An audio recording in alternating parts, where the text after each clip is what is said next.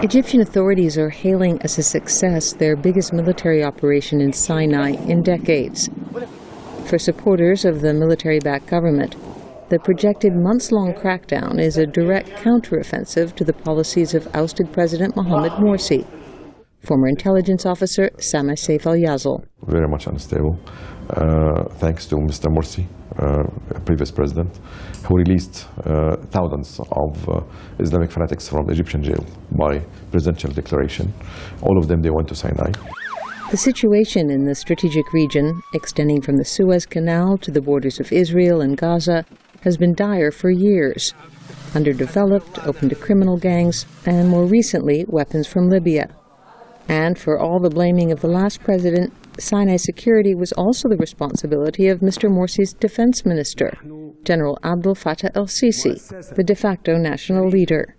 With the nation's war on terror, the narrative has changed, and Mr. Morsi's Muslim Brotherhood and Sinai's jihadi militants have become one.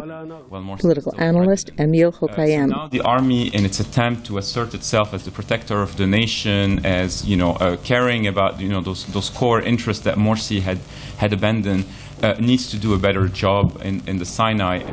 State television replaced countless images of the army closing illegal tunnels to Gaza, clearing areas near the border, and attacking jihadist positions.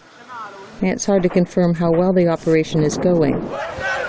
One of the few journalists there, Ahmed Abu Dara, contradicted government claims of success.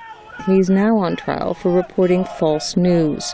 But one factor is clearly going the army's way: relations with Israel, whose leaders were wary of Mr. Morsi. Analyst Hokayyem.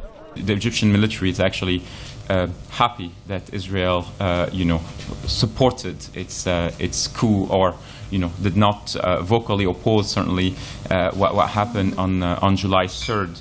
As for Suez, Egypt also has international backing in keeping it secure. Despite recent reports of a failed attack on the key shipping lane, retired General al-Yazl believes it's firmly under control. I tell you that Suez Canal is under severe protection, and as well as severe measurements. The army, they know quite well that they cannot joke with Suez Canal. But the security crackdown may create some problems of its own, namely further recruitment of militants from across the region. Analyst Hokayyem. Just like the repression against the Muslim Brotherhood is not going to help create a more inclusive, more stable Egypt, going hard into the Sinai may actually exacerbate problems in the medium term. Analysts say any long-term security must be based on political dialogue and economic investment, both commodities in short supply in tense and troubled Egypt. Elizabeth Arrott, VOA News, Cairo.